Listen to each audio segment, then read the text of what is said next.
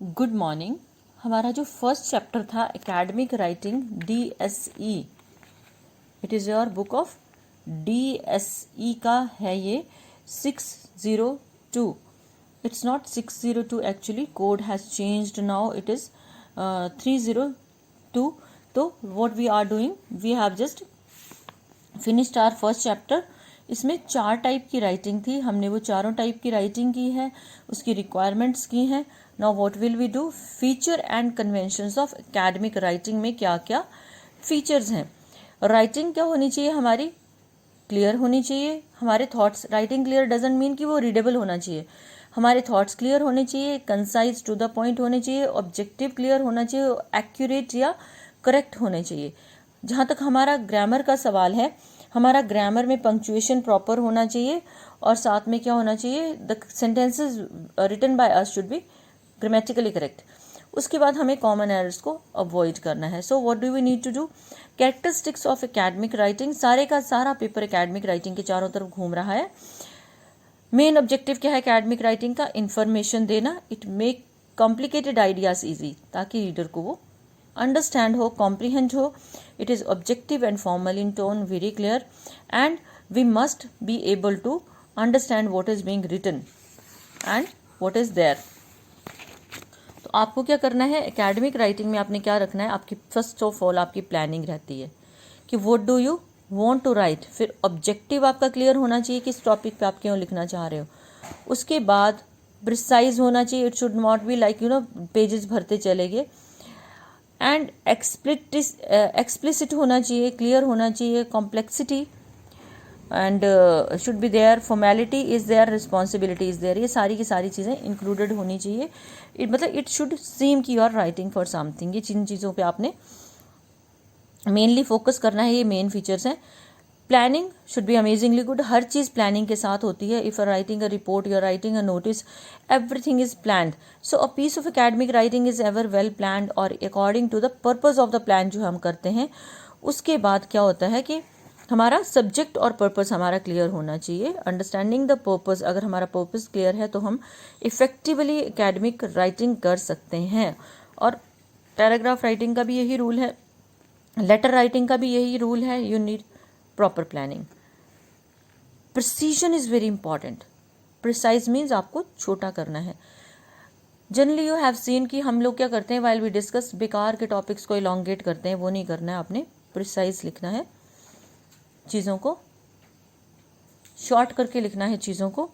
और उसमें आप क्या करोगे, एक्यूरेसी ऑफ लैंग्वेज और vocabulary is very very important. Okay, then explicitness is a piece of academic writing should be very explicit and clear. Clarity होनी चाहिए, ब्लर्ड नहीं होनी चाहिए लैंग्वेज। ब्लर्ड का ये मतलब नहीं कि दिख नहीं रहा है, ब्लर्ड का मतलब है कि आपने उलझी हुई लैंग्वेज नहीं लिखनी, आपने सिंपल वे में, सिंपलेस्ट पॉसिबल वे में जो है वो राइटिंग करनी है। आपने बिग बम्बास्टिक वर्ड्स को अवॉइड करना है और उन एक्सप्रेशंस को चूज करना है जो रीडर को समझ में आ जाए। Complexity is an element in academic writing. Written language जो है वो मोर कॉम्प्लेक्स होती है स्पोकन लैंग्वेज। मैंने आपको पहले भी बताया था कि स्पोकन में मिस्टेक्स जो हैं वो एक्सेप्टेबल हैं, रिटन में नहीं है। और जो standard form of English language है ये मस्ट है एकेडमिक राइटिंग के लिए, और it is used in conversation. Written language में क्या है, सबऑर्डिनेट क्लॉजेज लगते हैं, पैसिव्स लगते हैं और long sequence of prepositional phrases लगते हैं। स्पोकन लैंग्वेज में हम क्या करते हैं, कई चीज़ों को इग्नोर करते हैं इन सिंपल वे में, लेकिन रिटन में हमारा वो सारे के सारी चीज़ें जो है वो कवर अप होंगी। Objectivity is very important. Writing objective होनी चाहिए। अगर आपकी पर्सनल बायस है, पर्सनल ओपिनियन है, किसी को आप पर्सनली पसंद नहीं करते हो, तो वो नहीं आनी चाहिए उसमें। आपका इन जनरल जो है वो स्टडी होनी चाहिए। जो क्रिटिकल राइटिंग का पॉइंट है वो यही पॉइंट है। And it is not about an author और a reader, it is just focus on main theme पे आपने फोकस करना है।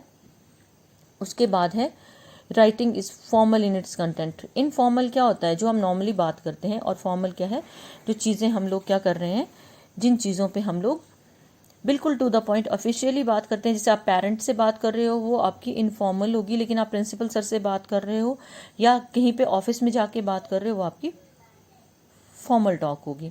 सो we used this is the reason why the use of first person singular and third person singular is very rare. First person singular use नहीं होता है, third person singular भी use नहीं होता है. इनफॉर्मल लैंग्वेज को हम अवॉइड करते हैं और क्लियर कट लैंग्वेज को हम यूज़ करते हैं. What is the responsibility of the author whosoever is writing down an academic activity, academic writing जो कर रहे हैं उसकी जो रिस्पॉन्सिबिलिटी है वो बढ़ जाती है. उसको बहुत क्लियर कट प्रिसाइज वे में और क्लियर वे में लिखना होता है, तभी जाके हम लोगों को ये चीज़ें क्लियर होंगी. एसेंशियल एलिमेंट्स क्या है एकेडमिक राइटिंग में? एक्यूरेसी होनी चाहिए, ग्रामेटिकली एक्यूरेट होना चाहिए, आपका सेंटेंसेस जो हैं वो आपके क्लियर होने चाहिए, आपकी लैंग्वेज क्लियर होनी चाहिए और प्रिसाइज होना चाहिए. whatsoever you are writing it should be very very clear to you and it should be there should be no element of ambiguity.